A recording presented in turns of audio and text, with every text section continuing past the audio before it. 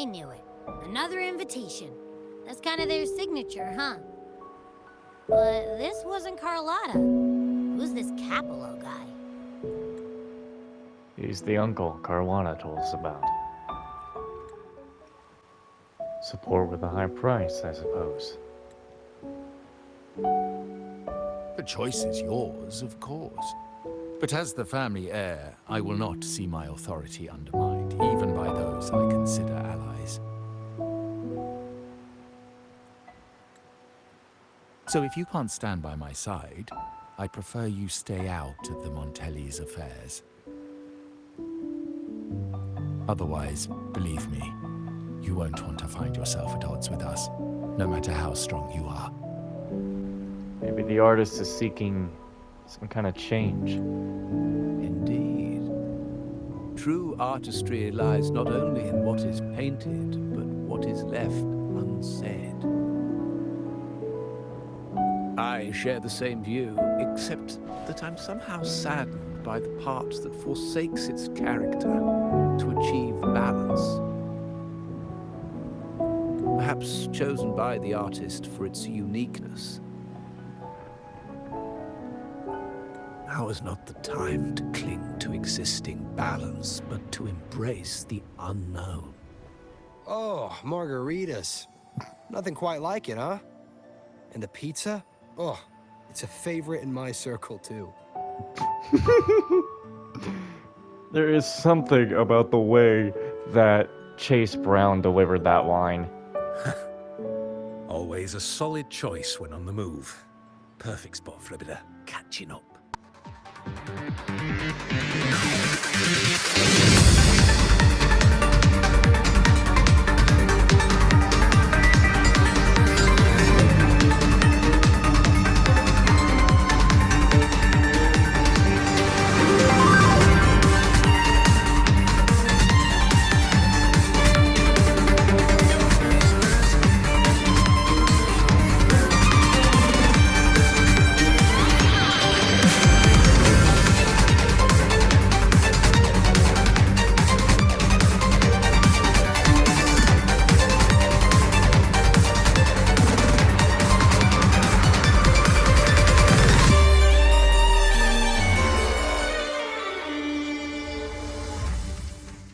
Thinks they're gonna be making an escape. There you are, old man. You're too old to escape me.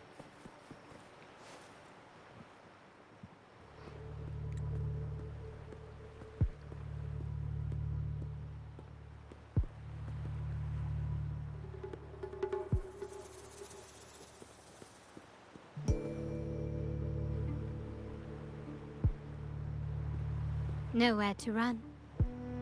Now it's time for a proper chat. These old creaky bones of mine. Did I offend you? Or are you just chasing down every passing soul? Never thought the Montellis would grow so aggressive.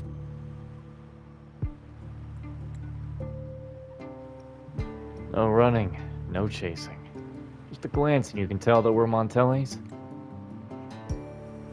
No one knows the family's ways better than its members, even though he's no longer one of us. Right, old Duncan?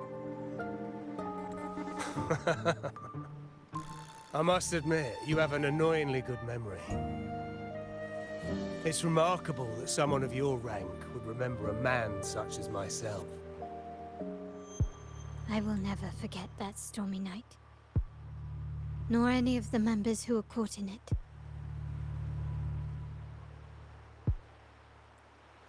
Sadly, I've no desire to be remembered. To me, Montelli is only a name of the past. There were moments of joy, but they cannot make up for my loss. Now, I only feel tired. If that's true, why are you here? You say one thing, but seem to do the other. Why go back to what you claim to have left in the past? Unless there's something you can't ignore. You were standing across from Bennett's doorway, and your clothes are still damp from the rain. You weren't simply passing by, you were watching. What were you looking for? Or, should I ask, what did you hope to find? I don't know. To grieve for my last friend in the family? To blame him for being so reckless and greedy?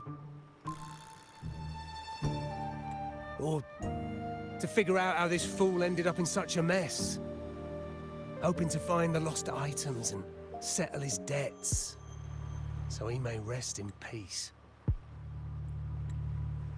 I tried to persuade him to leave with me, but failed. In Raguna's game, the Montelli family has only two options. We either play to win, or are forced to leave with nothing. Every Montelli has a chance at their desires. But what's the price? They stake everything they hold dear. Family, love, faith, principles, and even their life.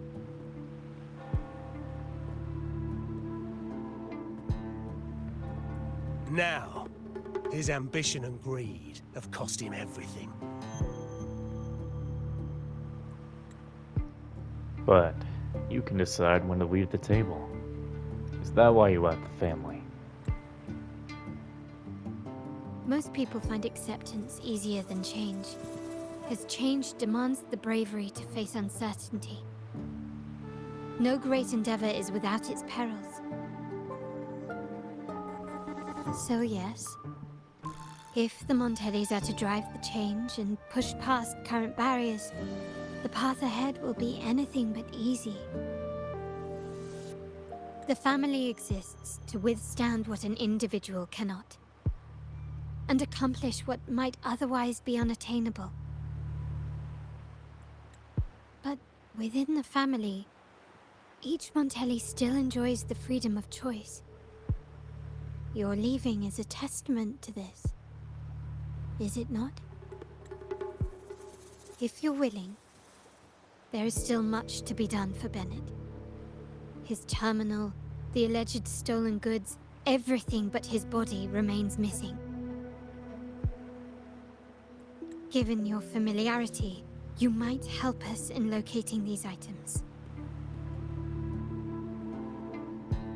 If I may, Bennett's death may not be as simple as it looks. In that case, you might want to speak to Scarlet Velvet. Who is the Scarlet Velvet? The leader of a network of commoners seeking freedom in Raguna. They had close ties with Bennet. If he was really stealing, I'd wager they were complicit. And that said, with their recent fallout with the family, I can't guarantee you'll find them, let alone talk to them. We have little choice but to try. Now, let's go. We're off to the most reliable source of information in Raguna.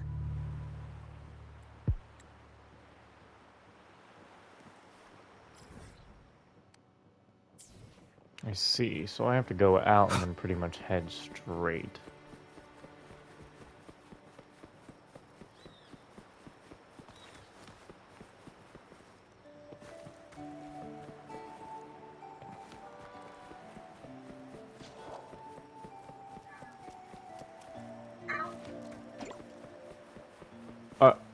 Do not.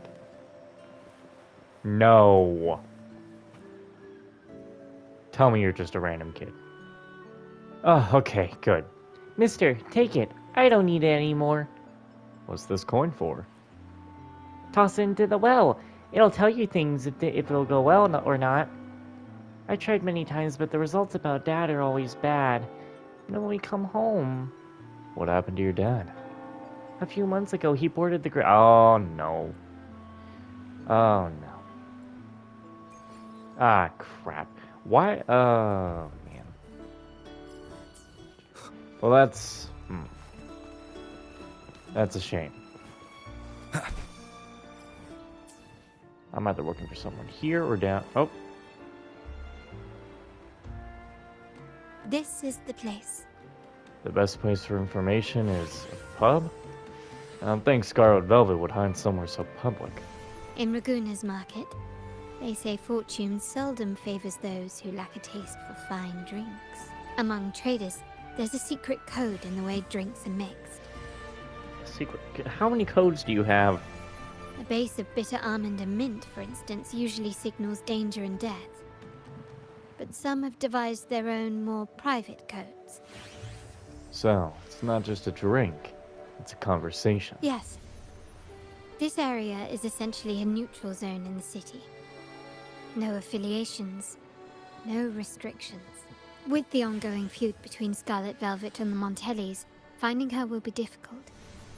But I've heard they have eyes and ears here. So all that remains is to order the right drink, watch the crowd, and let their reactions lead us to Scarlet Velvet's contact. Greetings. What will it be today? A Scarlet Velvet ribbon, please. Scarlet Velvet. An uncommon choice. Perhaps the one you seek is waiting just as patiently. May you both find what you've come for.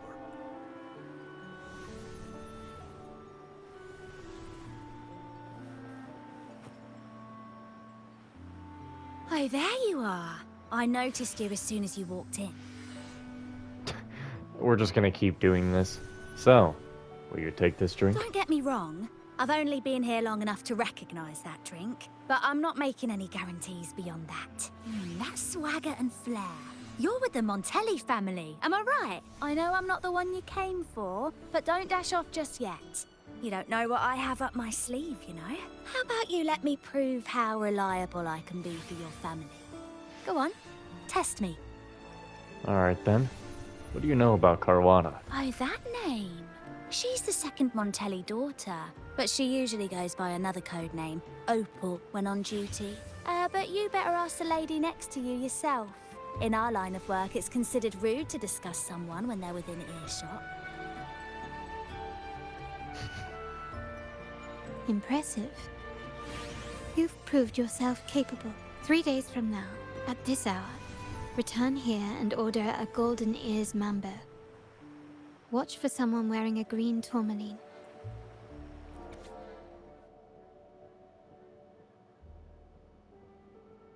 Huh.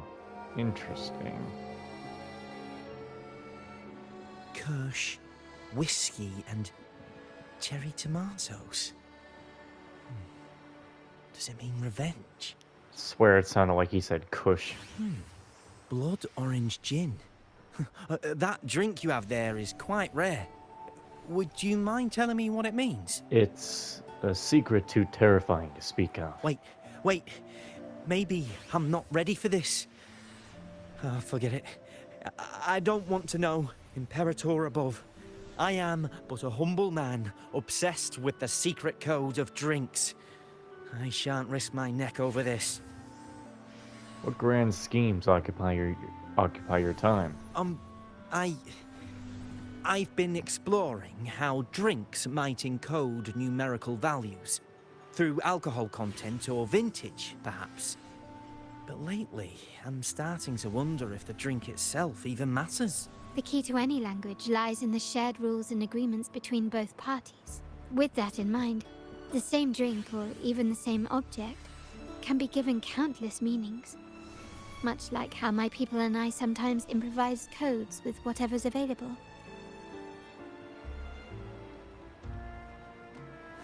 Sounds like you've been at this code research for quite some time. Mind if I ask you a question? Do you know when the bartender started his shift today? Is Carlotta expecting the bartender? Let me see. I got here quite early, and he was here about the same time. Probably around 8 o'clock in the morning. Thank you. That's all I needed.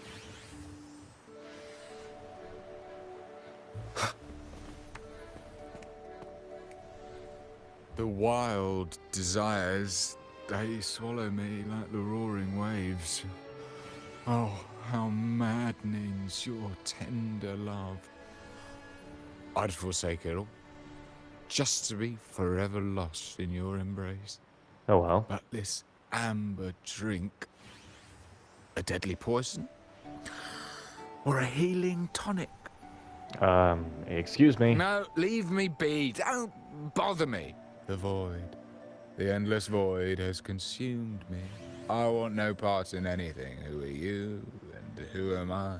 Montelli, Phasalia, the Order, the Commoners. Without these names, what sets us apart? But reality is cruel, and we have no refuge. Is he just drunk or completely out of it? Let's go. Clearly, he's not the one we're looking for.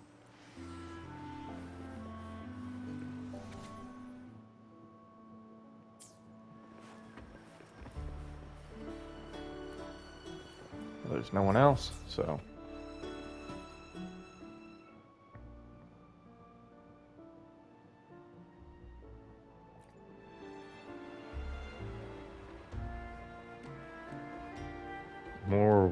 More wine, more secrets? What?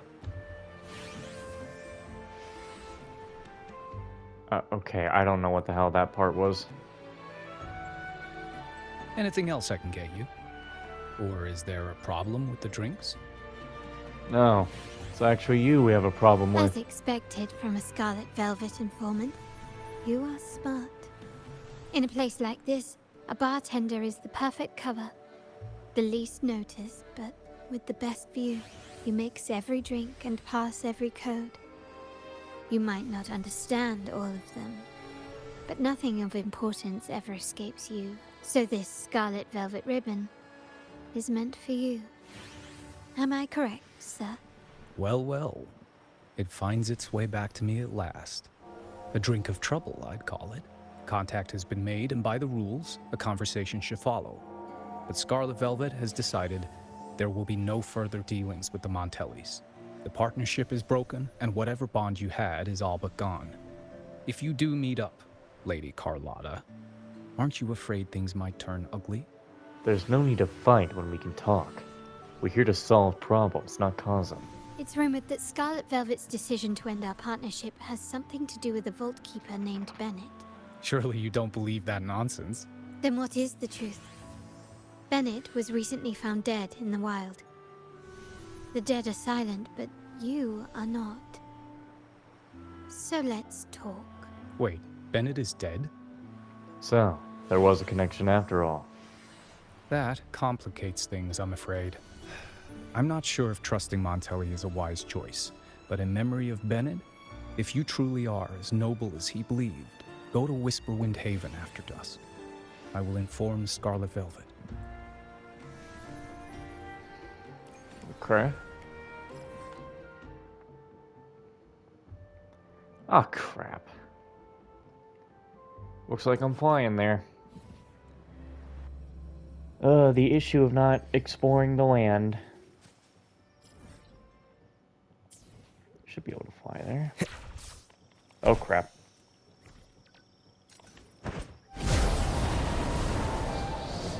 Where did I just get those feathers? Leave it. There's a side quest over here.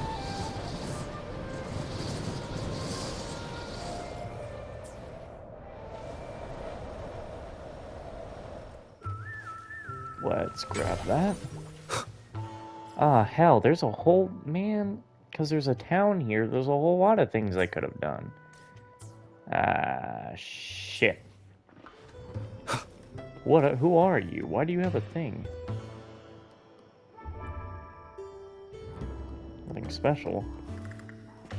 Well, what the hell is the point of that?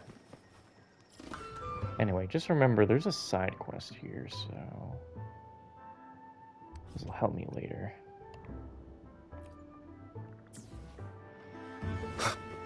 That'll help me to remember. Terminals are divine artifacts from the Sentinel, brought to Rinasita by the first Primus. What you possessed were nothing but privately made replicas, existing solely by the grace of the Primus. How dare you defy our cleansing of such blasphemy? We never stopped asking the Order for permission to wear the terminals, but every single request is denied. You won't even tell us why. You've controlled the terminal supply, and the family stopped trading with us. These are all we have left. Why should we hand them over? I can sense your fervent desire for the artifacts and the blessings from the Sentinel. But whether you are worthy of the terminals is for the Order to decide. If you willingly part with your wealth in devotion to the Order's divine cause, the door to forgiveness might still be open. But should you persist in your defiance, we'll have to escort you to the penitentiary for judgment. There are people quarreling there. The Order and the commoners. It must be Scarlet Velvet causing the stir. The Order's arrogance is known, but such blatant actions. Is it because we're far from the heart of the city? Let's first address their troubles, and then we'll have a proper talk.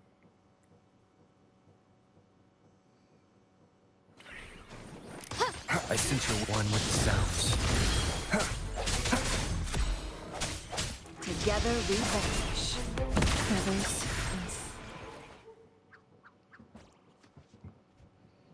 Ah, the Montelli's second daughter, and this year's laureate. I suggest you tread carefully and avoid crossing the Order and the Sentinel. Especially not for the sake of mere commoners. Must I remind you again? Trading reserved terminals is a breach of the discipline. All I see is you taking what's rightfully theirs. We paid good money for these. If you're taking them, you owe us a refund. Yet the very traders who took your money have seen the error of their ways and reported your dealings. They have sworn to repent for their illicit production and cease all trade with you. Illicit production. Traders. Is he talking about the Montellis? How sad, Miss Carlotta. Such loyalty to your family, only to be left in the dark. No one bothered to inform you, did they? Oh, please. My ties with the family are not so fragile as to be shaken by mere words. The fact that we're having this conversation at all means that you cannot ignore my status. Wouldn't you agree? The Sentinel and the Primus have declared free trade as our undeniable right. Scarlet Velvet is always entitled to trade as they please, regardless of their previous partnerships. You preach the doctrine, yet fail to adhere to it yourself. If I were you, I'd be on my way to the penitentiary. Willful transgression is the worst blasphemy one can imagine.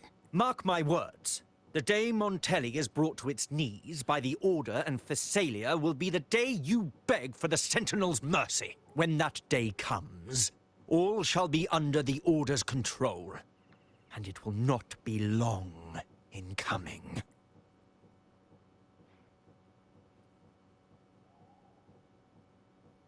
Ernesto, the bartender, said you needed to see me. You may have just offended us, but you heard it. Your family has left us in a mess. Frankly, I don't see the point in having this conversation. But since Ernesto said it's about Bennet, I'll give you a minute, for his sake. Speak quickly.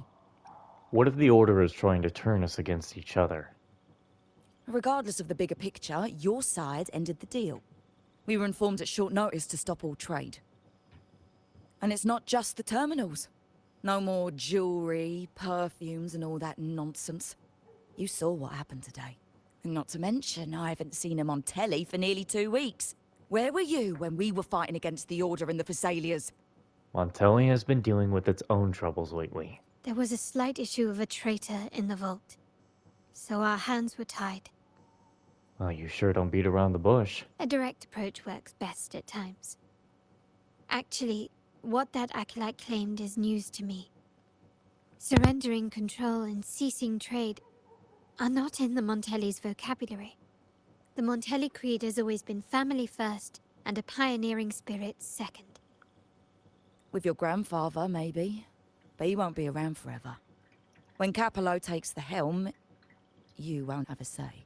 The real question is whether we can get our trade back on track. Can your family still be trusted? What I need is a solid promise from someone in charge. Can you do that? One thing's for sure. I don't want to see the family who first broke the monopoly to trade with us commoners end up defending it. I'll speak with my uncle and grandfather to see what happened with our cooperation. You know what? This is supposed to be your family's business. Why am I saying this to you? Excuse my earlier words. So, Ernesto told me Bennett's gone. What happened? He seemed fine the last time we met. Some say he got what he deserved for stealing from the vault. And there are rumors that you helped him fence the stolen items. Of course, we think there's more to this story. Good judgment there. The rumors are nonsense. Fencing stolen goods? Please. Bennett used to handle our shipments for the vault, but everything was above board. Nothing shady, okay? He knew his stuff. Never took advantage of us, never budged on prices either. For him, it was always business first, friendship second. When he was running late, he'd stay up at that hill sometimes. We even set up a shelter there after it happened a few times. That's all. Come to think of it, he did stay there for a while the last time we saw him. Asked us to stash something too. What was it he said? I hope we don't need to use it. So, Bennett left something behind on purpose. Seems Bennet may have anticipated the trouble ahead. I wonder if you might show us to the shelter. We'd be most grateful. There's an entrance along the coast. Go straight down the road and you'll see it. What's your business there anyway? To test our hypothesis and see if there's anything of importance there.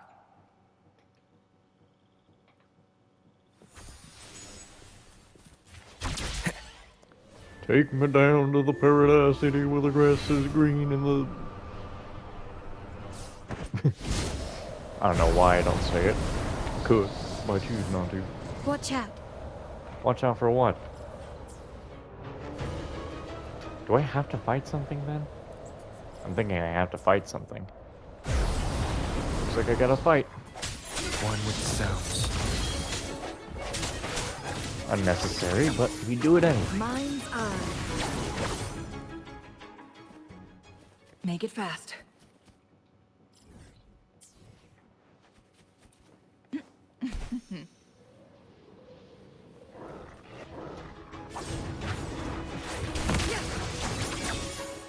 Take four.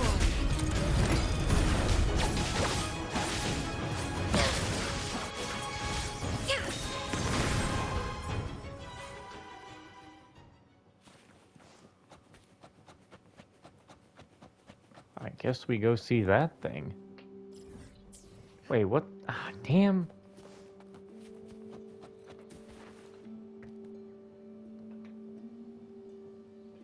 You can tell someone was here. Look at the mess.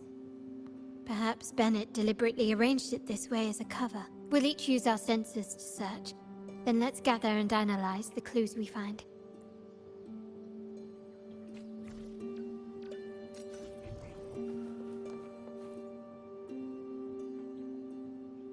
A rotator device.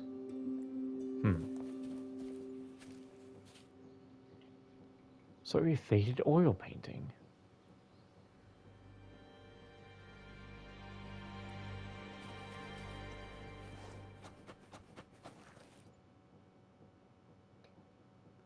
It's so quiet here. It seems like nobody has set foot in here ever since Bennett left. Alright, I wonder why that's not voiced all of a sudden. Should be everything, yes?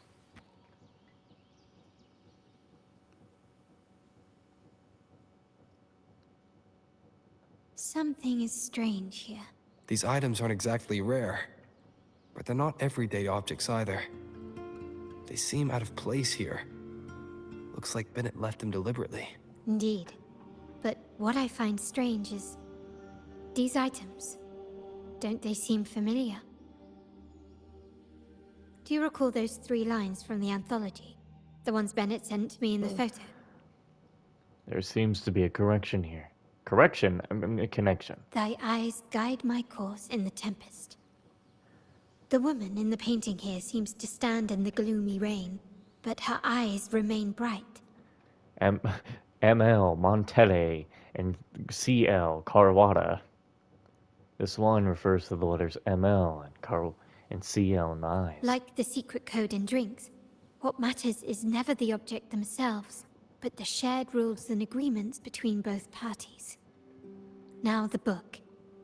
It appears to be about winter, which is likely related to the second line, 40 winters. 40 winters.